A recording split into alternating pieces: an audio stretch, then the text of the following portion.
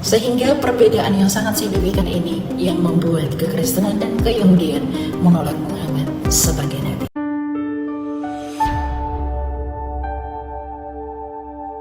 Assalamualaikum warahmatullahi wabarakatuh.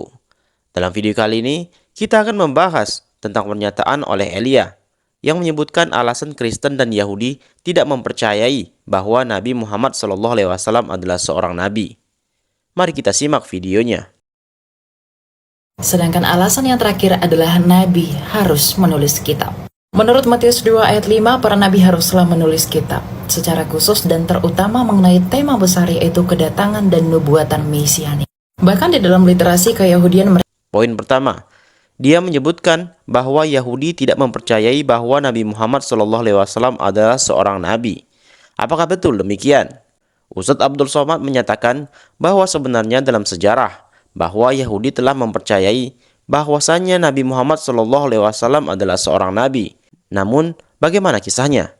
Mari sama-sama kita saksikan video ini. Ada buku yang amat sangat baik, judulnya Tarikh Ad-Diyanah Al-Yahudiyah, Sejarah Agama Yahudi. Di sana diceritakan bagaimana orang Yahudi percaya bahwa nanti di akhir zaman akan datang seorang nabi dan mereka menyebut dia manakala berperang. Ini Yahudi, ini Bani Ghatafan. Mereka berperang dengan Bani Ghatafan dan sebelum berperang mereka berdoa kepada Allah.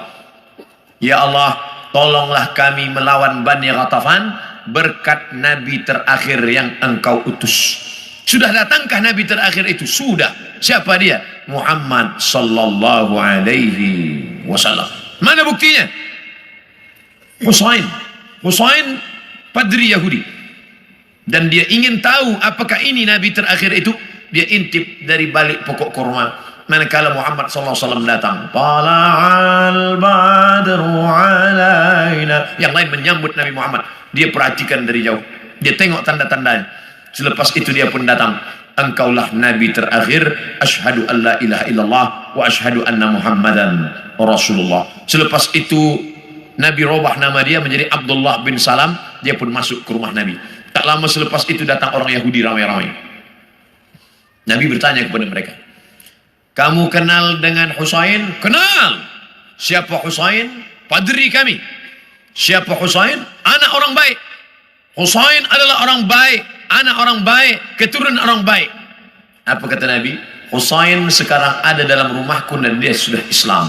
Apa pendapat kamu? Husain orang paling jahat, anak paling jahat, datuk nenek moyangnya orang jahat dan dia adalah paling jahat di dunia. Kenapa Husain masuk Islam? Kenapa mereka tidak? Karena Husain melepaskan dari segala kepentingan. Sedangkan yang ini masih inginkan kekuasaan, masih inginkan harta benda. Bila aku masuk Islam, nanti aku akan susah, aku akan miskin. Alladzina atainahumul kitab. Mereka yang kami berikan Taurat dan Injil. Ya'rifunahu kama ya'rifuna abana'ahum. Mereka mengenal Muhammad SAW sebagaimana mereka mengenal anak kandung mereka.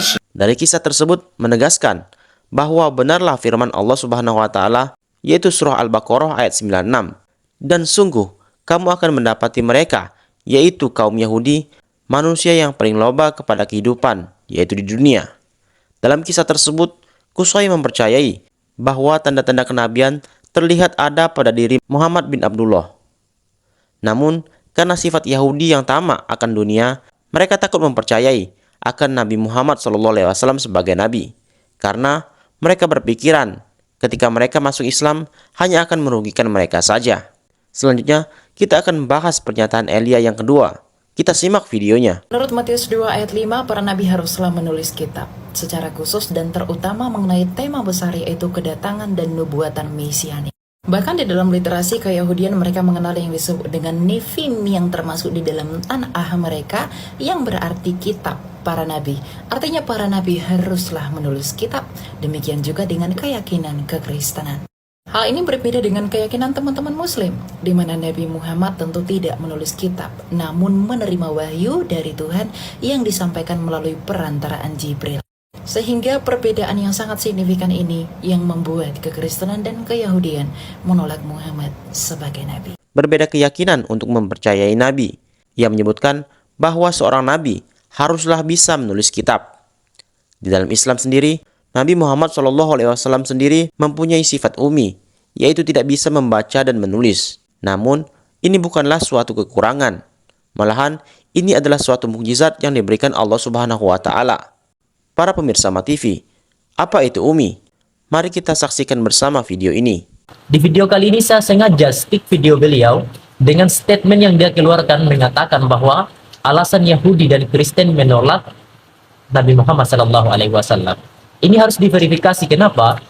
Karena yang saya tahu di dalam Injil Barnabas itu Nabi Muhammad tidak ditolak, Kak.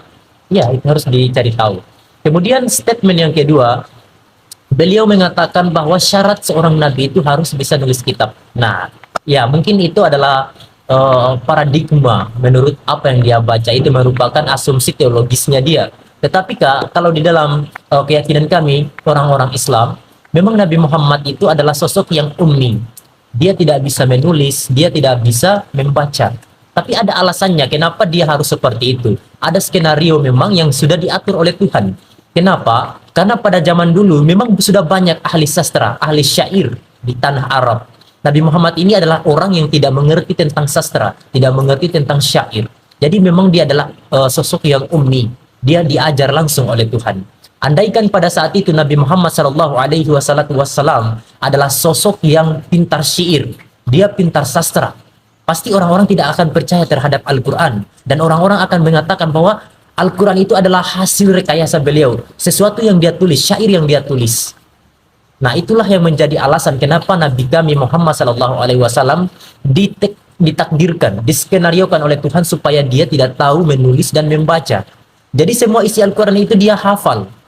Dan syair-syair di dalam Al-Quran itu diakui oleh orang Arab bahwa sekelas Muhammad tidak mungkin bisa menciptakan hal seperti itu, tidak mungkin bisa membuat syair seindah itu. Dan itu diakui oleh ahli sastra yang ada di Arab. Lalu, saya akan memperkuat lagi kenapa Nabi Muhammad SAW memiliki sifat ummi, yaitu tidak bisa membaca dan menulis. Adapun, kenapa Nabi Muhammad SAW ini tidak bisa membaca dan menulis? Ini merupakan hikmah tersendiri. Ini merupakan hikmah tersendiri bagi Nabi Muhammad SAW.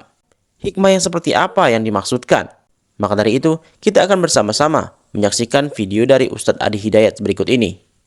Ya, apa hikmah yang paling utama? Nabi Muhammad SAW dijadikan ummi oleh Allah Subhanahu wa Ta'ala, tak punya kemampuan membaca, tak punya kemampuan menulis. Di antara hikmah terbesarnya adalah supaya tidak ada tuduhan ketika Al-Quran diturunkan adalah bagian dari rekayasa dan hasil kreasi Nabi Muhammad SAW. Karena Nabi itu pandai baca, Nabi pandai tulis, pantas Quran itu buatan Muhammad. Itu diantaranya. Makanya ketika wahyu turun pertama kali untuk membuktikan apakah yang dimaksud ummi itu bukan Nabi yang keturunan Bani Israel, ataukah ummi itu tak bisa baca dan tulis, perhatikan bagaimana ketika ayat pertama diturunkan. Apa ayat pertama itu? Iqra bismi rabbikal ladzi khalaq. Ketika kalimat Iqra turun, Iqra, apa jawaban Nabi? Sepakat semua riwayat.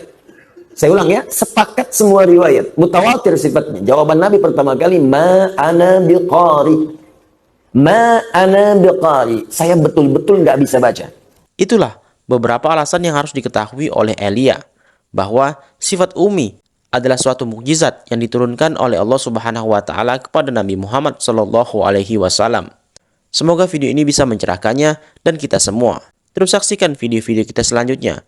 Wassalamualaikum warahmatullahi wabarakatuh.